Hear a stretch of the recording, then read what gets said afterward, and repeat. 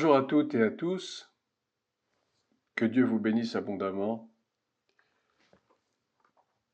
Je vais oser traiter un sujet aujourd'hui qui fait débat, bien sûr, comme beaucoup de sujets qui touchent à la parole de Dieu. Peut-on perdre son salut? Alors je vous vois déjà, je m'imagine déjà certains en train de grincer des dents, de ruer dans les brancards en disant qu'est-ce qu'il va nous raconter aujourd'hui? On nous en parle tout le temps, peut-on perdre son salut? Est-ce que le chrétien est sauvé une fois pour toutes, sans possibilité de perdre son salut? La Bible dit que nos noms sont écrits dans le livre de vie, que personne ne peut l'effacer. Alors, je vais reprendre ce thème qui est bien sûr un thème très délicat quand même. Ne nous cachons point. Il est délicat parce que, évidemment, on se dit, mais on est sauvé, Dieu nous a sauvés, et pourquoi est-ce que le salut pourrait se perdre? Et de quelle façon pourrait-il se perdre? Et comment pourrions-nous faire pour perdre ce salut si chèrement acquis, je dirais? Non pas si chèrement acquis par nous-mêmes, mais si chèrement donné, je dirais, par le sacrifice de Jésus sur la croix. Parce que c'est lui qui est l'origine de notre salut, ce n'est pas nous-mêmes. Ce ne sont pas non plus nos œuvres qui peuvent nous sauver. Nous ne pouvons pas être sauvés par le bien que nous faisons dans le monde. À ce moment-là, à quoi ça servirait de confesser Jésus-Christ comme Seigneur et Sauveur s'il suffit simplement d'être gentil avec son voisin, s'il suffit de donner du pain aux pigeons, s'il suffit d'aller faire les courses de sa voisine, enfin bref, de faire ce qui est à nos yeux semble bien, semble bon, et que nous puissions être sauvés uniquement grâce à cela. Ce serait trop facile. À ce moment-là, tout le monde peut être sauvé, n'est-ce pas? Peut-on perdre son salut? Je vais vous lire plusieurs passages bibliques, bien entendu, que je commenterai au fur et à mesure. Tout d'abord, le chapitre 10 du livre des Hébreux, au verset 39, qui dit ceci. « Et mon juste vivra par la foi. » Donc vous voyez, il est déjà ici question de foi. « Mais s'il se retire, mon âme ne prend pas plaisir en lui. » C'est Dieu lui-même qui parle à travers l'écrit de celui qui a écrit ce passage. Bon, en ce qui me concerne, je pense que c'est l'apôtre Paul, mais enfin, les avis sont partagés, peu importe. « Et mon juste vivra par la foi. » Celui qui a été justifié. Justifié non pas par les œuvres, mais par la foi, précisément, car le salut s'obtient par la foi uniquement. Mais s'il se retire, c'est-à-dire qu'il accomplit une démarche volontaire de se retirer, de se mettre en retrait, d'abandonner, mon âme ne prend pas plaisir en lui. Nous, et là c'est l'apôtre qui parle, nous ne sommes pas de ceux qui se retirent pour se perdre, voyez. Nous ne sommes pas de ceux qui se retirent, c'est-à-dire de ceux qui abandonnent la foi, littéralement, pour se perdre, pour être perdus donc, mais de ceux qui ont la foi pour sauver leur âme. Je dirais presque tout est dit dans ce verset. Si nous nous retirons, alors Dieu ne prend point plaisir en nous. Si nous nous retirons, ça veut dire que nous abandonnons la foi, nous renions celui par qui nous avons été sauvés, alors notre âme ne peut pas être sauvée. Pour corroborer cela, je vais prendre maintenant un passage de Corinthiens, première lettre aux Corinthiens chapitre 10, c'est un peu long, du verset 1 à 12. Et là, l'apôtre va reprendre ce qui s'est passé sous l'ancienne alliance avec le peuple hébreu. Mais que cela va nous servir d'instruction pour nous aujourd'hui.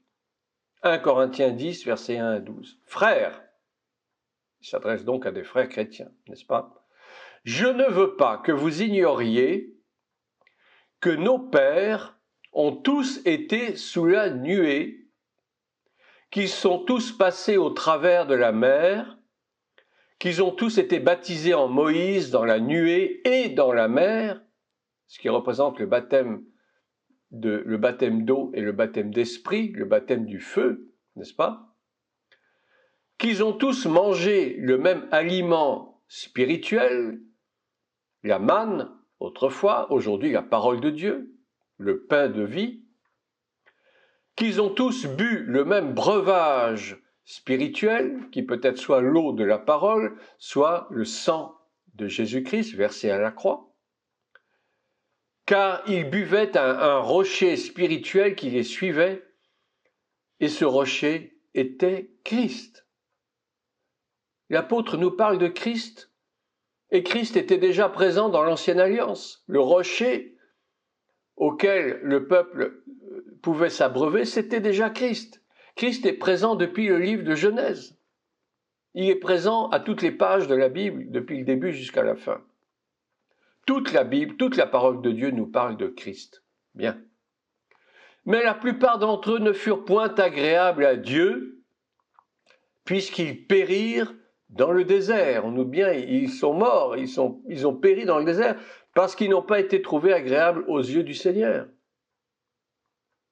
Or, ces choses sont arrivées pour nous servir d'exemple, à nous, chrétiens du XXIe siècle, à nous qui nous prétendons disciples de Christ au XXIe siècle, en ce jour du 7 février 2024 où je vous parle. Or, ces choses sont arrivées pour nous servir d'exemple, afin que nous n'ayons pas de mauvais désirs comme ils en ont eu.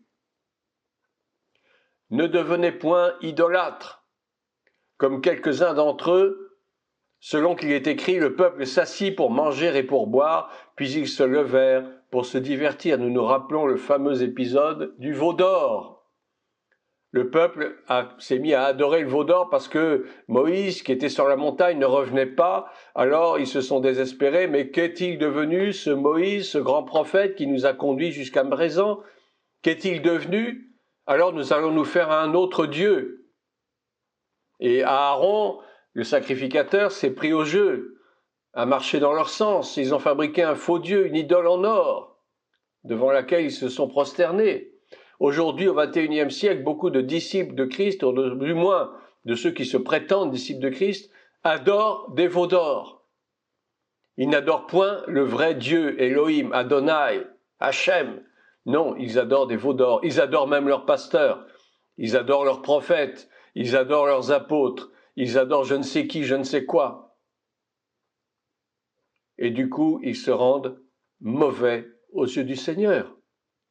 Ne devenez point idolâtres, comme quelques-uns d'entre eux, selon qu'il est écrit, le peuple s'assit pour manger et pour boire. Aujourd'hui, les chrétiens aiment manger, boire, se divertir. Ils aiment beaucoup le divertissement. Même dans les églises, il y a du divertissement. Il y a du théâtre, il y a de la danse, il y a je ne sais quoi.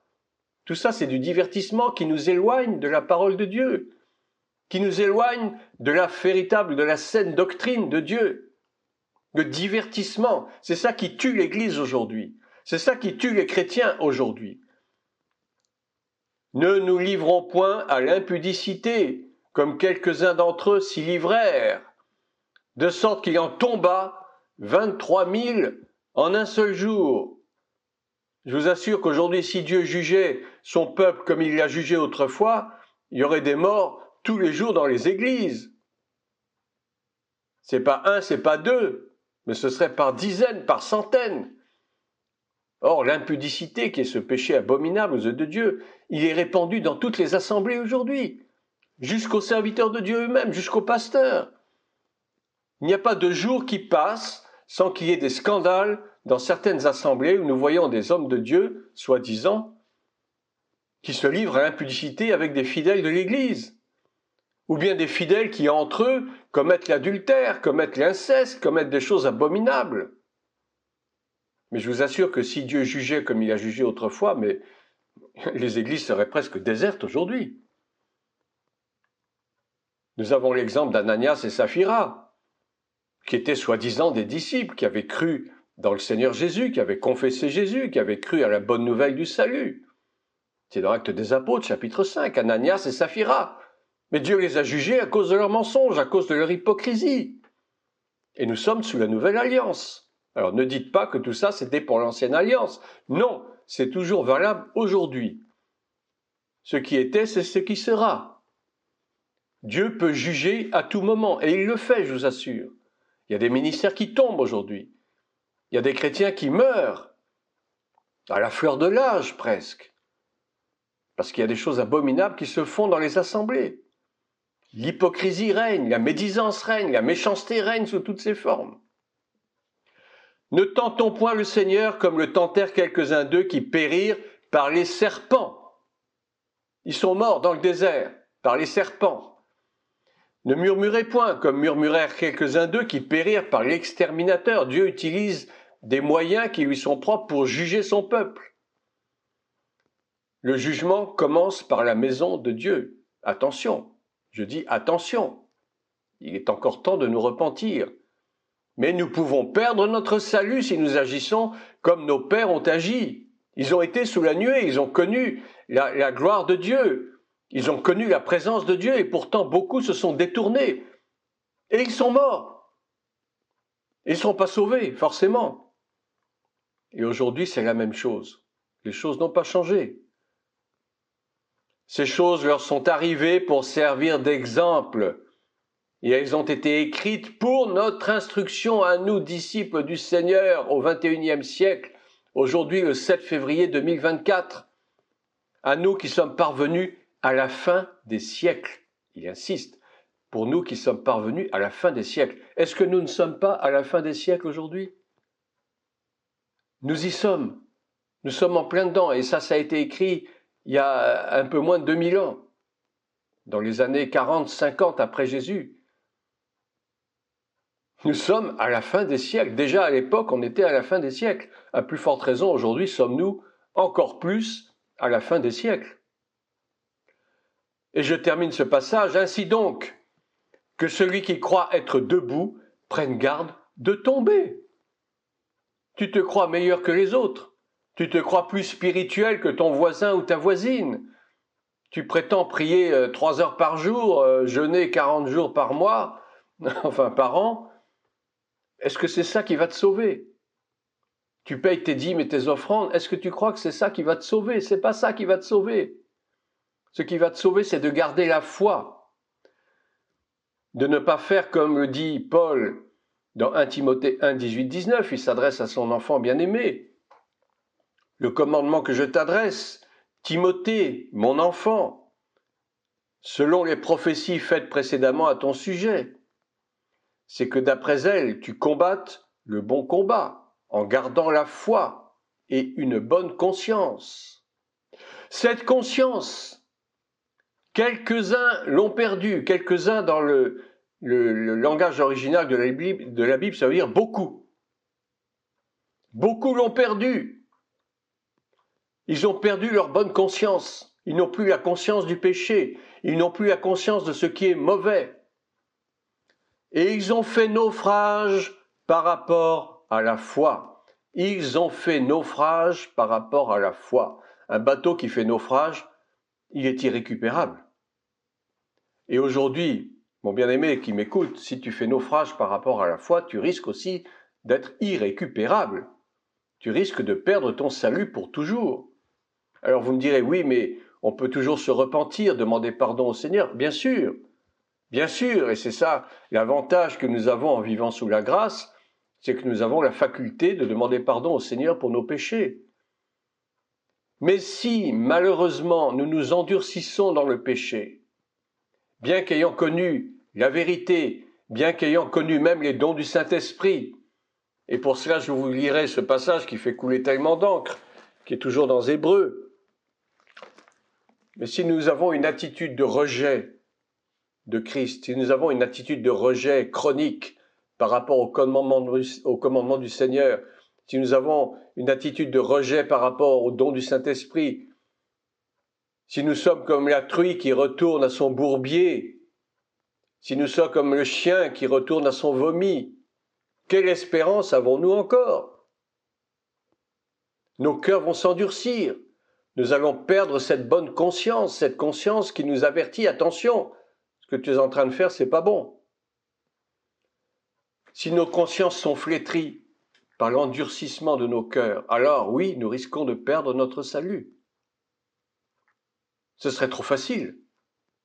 Nous sommes sous la grâce et non plus sous la loi, donc on peut faire ce qu'on veut. Non, c'est pas comme ça que ça marche. Tu veux aller de Paris à Bordeaux, ou à je ne sais où, à Toulouse, à Tombouctou. Tu mets ton GPS. Le GPS va t'indiquer la meilleure route à suivre pour que tu arrives sans encombre. Mais tu as décidé tout d'un coup de prendre un autre chemin, et puis un autre chemin qui va engendrer encore un autre chemin. Tu vas aller de carrefour en carrefour, de bifurcation en bifurcation, et finalement, peut-être n'arriveras-tu jamais à destination, peut-être vas-tu te perdre. Tu ne retrouveras plus ton chemin parce que tu as perdu la bonne direction qui t'a été donnée. Or, la bonne direction qui nous est donnée, c'est Christ. C'est de suivre Christ et pas de suivre un homme. C'est pas de suivre un pasteur, c'est pas de suivre un prophète, c'est pas de suivre un apôtre, c'est pas de suivre je ne sais qui ou je ne sais quoi. La bonne direction, c'est Christ et Christ seul qui nous la donne. Et si nous perdons Christ de vue, alors nous allons nous fourvoyer dans des tas de choses inutiles qui risquent de nous faire perdre de vue le salut. Pour terminer, je vous lis ce fameux passage qui fait couler beaucoup d'encre et de salive. Car, Hébreux chapitre 10, verset 26. Attachez vos ceintures. Car, si nous péchons volontairement, on a bien dit volontairement, on ne parle pas des péchés que nous commettons involontairement, d'une façon fortuite, par maladresse ou par ignorance, on ne parle pas de ça. Car si nous péchons volontairement, après avoir reçu la connaissance de la vérité, donc il s'agit bien de personnes qui ont été régénérées par Christ, qui ont confessé Jésus-Christ comme Seigneur et Sauveur. Je ne vois pas ce que ça peut être autrement. Il ne reste plus de sacrifice pour les péchés. Mais une attente terrible du jugement et l'ardeur d'un feu qui dévorera les rebelles. Celui qui a violé la loi de Moïse meurt sans miséricorde sur la déposition de 2 ou de 3 témoins. De quel pire châtiment pensez-vous que sera jugé digne celui qui aura foulé aux pieds le Fils de Dieu, c'est-à-dire qui aura renié Christ, et ça arrive, ou qui aura blasphémé contre le Saint-Esprit, ce qui est la même chose d'ailleurs, qui aura tenu pour profane le sang de l'alliance par lequel il a été sanctifié. Donc il s'agit bien de chrétiens, soi-disant nés de nouveau, mais qui en réalité ne sont pas nés de nouveau. Parce que pour agir ainsi, il ne faut pas être né de nouveau. Celui qui est réellement né de nouveau ne peut pas perdre son salut. Et qui aura outragé l'esprit de la grâce, donc qui aura blasphémé contre le Saint-Esprit. Car nous connaissons celui qui a dit « à moi la vengeance, à moi la rétribution ». Et encore, le Seigneur jugera son peuple. Dans l'apôtre Pierre lui parle du jugement qui doit commencer par la maison de Dieu. C'est une chose terrible que de tomber entre les mains du Dieu vivant. Voilà. Je pense que tout est dit ou presque. Alors je m'attends bien sûr à des commentaires qui vont évidemment me faire comprendre que ce que je dis est faux, mais ça m'est complètement égal. De toute façon, chacun va toujours, comme d'habitude, faire sa propre opinion de la chose. Il y aura toujours les pour, il y aura toujours les contre. Moi, je vous dis ce que la parole de Dieu dit. Alors vous me direz que je fais une mauvaise interprétation de la parole de Dieu, libre à vous de penser ce que vous voulez. Moi, c'est ma conviction. C'est ma conviction que je dois me tenir droit devant le Seigneur, quoi qu'il en coûte. Et je peux vous dire que parfois, il en coûte beaucoup. Ça coûte cher de suivre le Seigneur. Si ça ne coûtait pas si cher, ce serait aussi facile de faire n'importe quoi. Non, mon nom est écrit dans le livre de vie, personne ne peut l'effacer, comme dit la chanson. Mais si, bien sûr que si. C'est ta responsabilité, c'est pas celle de Dieu. Le seul désir de Dieu, sa seule volonté, c'est que tout le monde soit sauvé et qu'aucun périsse. Dieu nous aime tellement, il aime tellement ses enfants, que son seul désir, c'est de nous voir tous sauvés, tous vivre éternellement à ses côtés. dans la Jérusalem céleste, c'est son seul désir. Mais c'est ta seule responsabilité que d'accepter ou de refuser. Tu as commencé bien, mais si tu finis mal, alors tu ne vas pas accuser Dieu. Hein? Il vaut mieux mal commencer et bien finir que l'inverse, il me semble. Je vous laisse sur ces quelques paroles, mais je vous encourage à garder la foi. Je vous encourage à garder vos yeux levés vers le Seigneur. C'est lui seul la source de notre salut. Quoi qu'il arrive, quoi que le monde puisse penser, quoi que le monde puisse vous donner comme fausse information, quoi que l'on puisse faire ou dire, que vous soyez critiqué, que vous soyez condamné, que vous soyez jugé, même par votre entourage, peu importe. Le salut est personnel et individuel. Tu ne peux sauver personne, mais tu peux convaincre, encourager ton voisin, ta voisine, des membres de ta famille à suivre le Seigneur. C'est la seule voie. Il n'y en a pas d'autre. Il n'y a pas de religion qui tienne. Un seul Dieu, un seul Seigneur Jésus-Christ, un seul Esprit. Que Dieu vous bénisse.